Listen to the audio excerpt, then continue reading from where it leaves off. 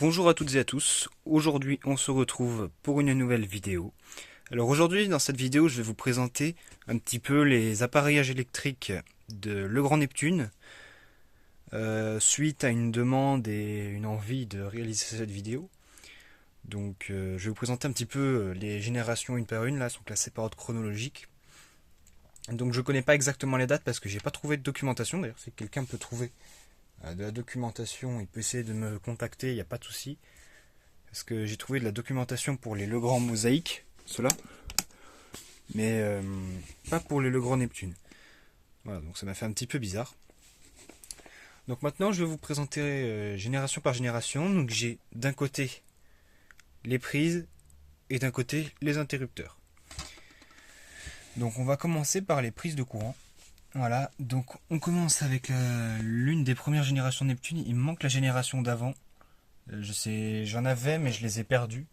En fait, c'est une version comme ça, avec les vis qui ressortent un petit peu, mais avec un derrière à tout quadrillé et le logo, l'ancien logo, le grand. Donc c'est un petit peu plus ancien, c'est plus année début 70 peut-être, je me rappelle plus, ouais, milieu 70. Et là, du coup, on retrouve une prise, ouais, qui est ouais, milieu 70, je pense, année 70, de 1970. Donc là, c'est une prise sans terre. Voilà. Donc deux pôles, phase neutre, tout simplement. Là, ici, on trouve un interrupteur double, exactement le même que ceux que j'ai pour ma salle de bain. Voilà, donc j'en ai un qui commande la VMC et un qui commande la lumière. Voilà, donc c'est un peu la même chose. Le derrière, c'est exactement les mêmes que ceux de cette génération-là. Donc la différence avec cette génération-là, c'est qu'on voit que les vis, elles rentrent dans l'appareillage. Donc ceux-là, ils sont un petit peu plus récents. C'est ma version préférée. Celle-là, hein. Voilà, on voit que c'est le même derrière en tout cas. C'est exactement la même chose, les mêmes griffes, tout ça. Nous avons aussi une prise avec terre. Bon, j'ai un petit peu foiré les vis là, parce que j'ai dû démonter ça comme une merde. Et voilà, on peut démonter aussi la petite vis là pour accéder aux contacts, pour les resserrer par exemple, et ça c'est vachement bien. Aujourd'hui, on peut plus trop le faire sur les prises actuelles. Et ça permet de refaire bon contact, voire poncer les contacts pour les désoxyder et pouvoir utiliser la prise un peu plus longtemps. D'ailleurs, j'avais pas vu que je l'avais un petit peu pété là, mais c'est pas grave. J'en ai d'autres des comme ça. Donc, Par contre, l'inconvénient de ces prises là, c'est qu'aujourd'hui elles ne sont plus aux normes actuelles. Déjà parce que dans le neuf, on n'a plus le droit aux appareillages en fixation à griffe. Aujourd'hui, on doit avoir des fixations à vis comme ça, là, avec ce type de fixation. Mais bon. Et aussi, du point de vue de la sécurité enfant. Alors, celles-ci peuvent peut-être encore passer au niveau du consuel, mais je vais vous expliquer pourquoi. Voilà, donc je vous ai trouvé ce que je cherchais. En fait, c'est d'un point de vue électrocution. Donc sur ces prises-là, on n'a pas trop, on n'a pas trop de problème parce que on a le puits de profondeur. Donc voilà, là on a moins de risque de pouvoir toucher le contact en même temps de brancher l'appareil. Sur celle-ci ça passe encore parce que sur les nouveaux appareils c'est fait exprès pour justement ne pas pouvoir toucher le contact. C'est fait pour s'adapter aux anciennes prises. Mais par contre, ces prises-là elles ont un problème, c'est qu'on peut brancher ce type de prise dessus. Et là, hop, si j'arrive à le brancher à une main c'est pas facile. Mais dessus on voit que ça rentre nickel. Sauf que si on tire un petit peu la prise, on a accès au contact. Et là, on se prend une châtaigne, une belle. Je m'en suis déjà pris d'ailleurs sur ces prises-là, plusieurs fois même. Et je peux vous dire que vous le sentez. Oui, vous regrettez d'avoir touché. Donc c'est pareil, exactement pareil sur ces prises-là. C'est pour les mêmes mécanismes. Maintenant, passons aux interrupteurs de cette génération-là. Donc là, il me semble que nous avons un va-et-vient que j'ai acheté hier d'ailleurs. Voilà. Avec tout ce qui était nouveau tube fluorescent, tout ça. Enfin, hier, au moment où je tourne la vidéo, hein, parce que je sais pas trop quand je la posterai, je vais essayer de me faire un petit stock de vidéos pour pas trop être en retard. Donc là, nous avons un interrupteur va-et-vient. On met la phase ou le retour lampe au milieu et les deux navettes de chaque côté. Voilà, c'est comme ça qu'on branche un va-et-vient. Et là, nous avons un simple allumage. Voilà. Donc cette fois, on n'a que deux bornes. Mais on peut mettre la phase et le retour lampe. Voilà, c'est aussi simple que ça. Par contre, lui ne peut pas faire va-et-vient. On a absolument besoin des navettes. Par contre, le va-et-vient, lui, peuvent faire simple allumage. D'ailleurs aujourd'hui, on n'a que des interrupteurs va-et-vient pour le simple allumage. C'est pour de la régularisation et c'est plus simple comme ça. Ça coûte pas plus cher de faire un va-et-vient, d'utiliser des va-et-vient au lieu de simple allumage. Enfin, pour le peu que ça rajoute en prix, c'est peanuts. Ensuite, nous avons la génération d'après.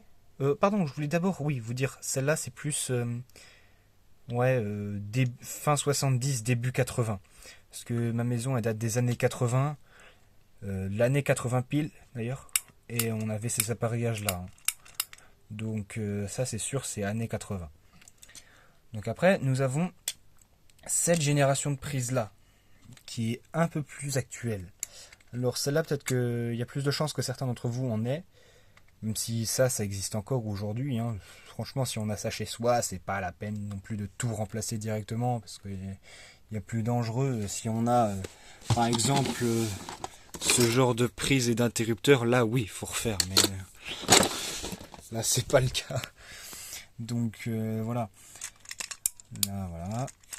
Et ici, donc on retrouve une prise avec la terre et avec le puits de profondeur. Et celles-là, elles ont un ajout, c'est qu'elles ont les protections enfants. Donc on voit que là, ça force un peu plus, mais il faut enfoncer les deux broches en même temps. Parce que contrairement à la génération d'avant, où un enfant prend un tournevis, il fout la broche ça comme ça et puis il touche, là il se prend une châtaigne. Alors que sur celle-ci, ça rentre pas. Là je force, ça rentre pas. Donc c'est pareil pour celle-là. Hein. Voilà, ça rentre. Donc nous avons par contre les prises sans terre. Ici, exactement la même chose. Les protections en fond, d'ailleurs on les voit bien, elles sont vertes. Voilà. Nous avons une prise double, comme ça, exactement la même que celle que j'ai là, qui était dans ma cuisine, que j'ai remplacée par des Legrand Neptune de dernière génération. Voilà, donc ça c'est années 90 plutôt. Là ici, on retrouve un va-et-vient. Voilà. Ils font des simples allumages aussi, mais c'est un peu plus rare d'en trouver, parce que je crois qu'à l'époque ils installaient tous des va-et-vient et c'était plus simple à faire. On mettait la phase et le retour lampe, hop, terminé. Et ça nous faisait un simple allumage. Voilà, donc là c'est la version en blanc. Et là on a la version en, comment dire, en beige foncé, couleur café un peu. Enfin, comme si on avait mis une couche de café, je sais pas trop comment définir ça. Donc toutes ces versions là c'est de la bakélite. C'est pas du plastique, c'est pas de la porcelaine, c'est de la bakélite. C'est friable un petit peu. Enfin pas friable, mais ça casse. Ça casse net, comme on voit sur le coin de la prise là. C'est de la bakélite. Donc ça reste assez costaud comme appareillage. Hein. Ça, on peut en voir péter de temps en temps, mais il faut y avoir mis un coup de marteau dessus quand même. Parce que c'est très très costaud comme appareillage. Donc tout ça c'est années 90, années 80, années 70. Et là on arrive, début... Ça d'ailleurs ça avait peut-être fait jusqu'à 2005, je me rappelle plus quand ils ont arrêté la production de cela. Mais il se faisait toujours dans les années début 2000. Avant de passer justement à cette version-là, qui est une version des Legrand Neptune qui ont dû s'arrêter vers, je sais pas, 2012, 2013. Enfin, je me rappelle plus quand ils sont passés à cette version-là, qui est la version actuelle. Donc là, nous avons une prise avec des griffes, mais qui, contrairement à ces prises-là, peut se fixer avec des pots d'encastrement actuel, donc avec ce type de fixation là, parce qu'à l'époque c'était juste des griffes qui s'écartaient sur le pot d'encastrement et l'appareillage il bougeait plus. Enfin, si, ça arrivait des fois que les appareillages ils bougent parce que ça tenait pas toujours super bien les griffes, ça dépend des modèles, mais ces griffes là elles tenaient super bien. Pour ceux-là en général tout ça tenait quand même bien. C'est surtout les appareillages récents un peu merdiques où ça tient plus.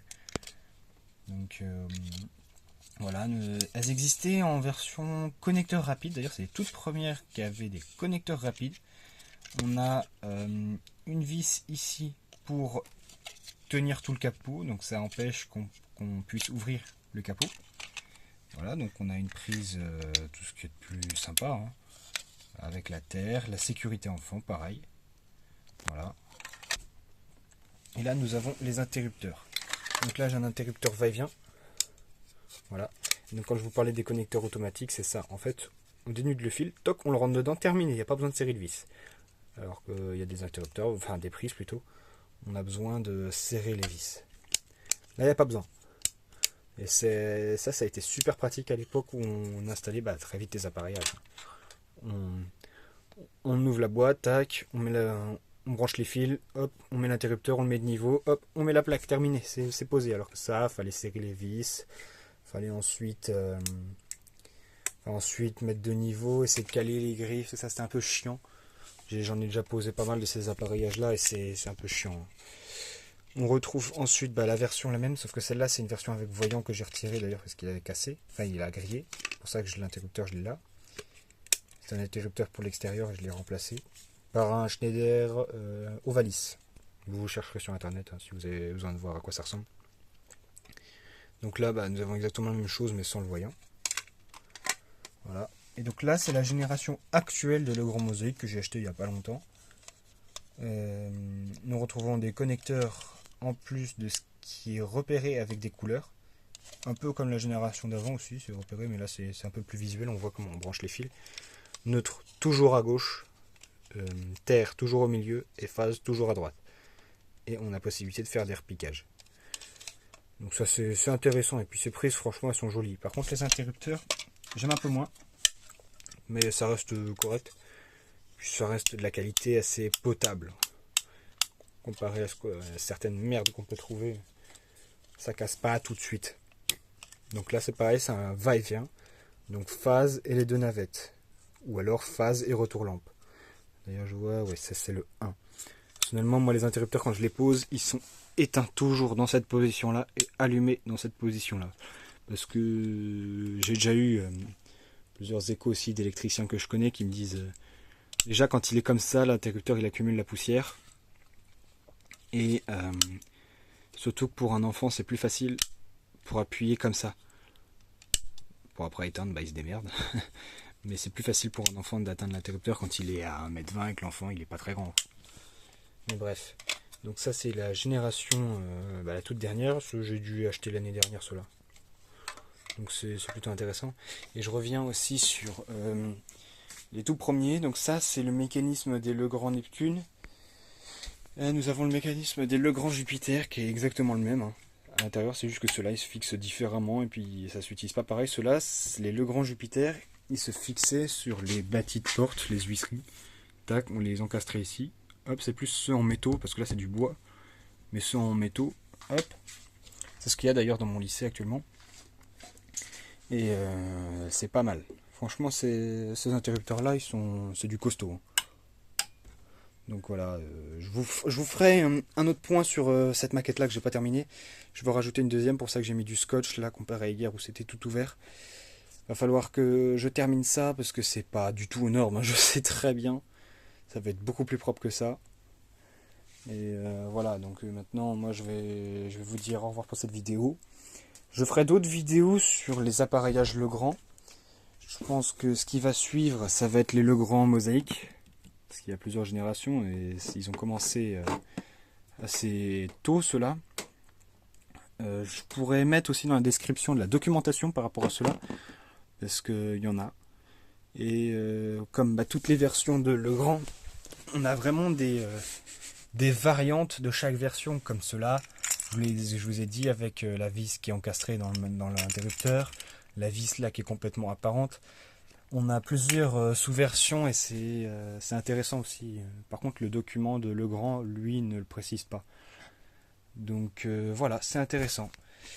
Si vous avez des questions, des suggestions, des choses à ajouter, n'hésitez pas à le dire en commentaire. Moi, ça m'aide à développer la chaîne un petit peu et surtout vous apporter quelques informations si vous en avez besoin. Donc moi, je vous dis à très bientôt pour une prochaine vidéo et à plus.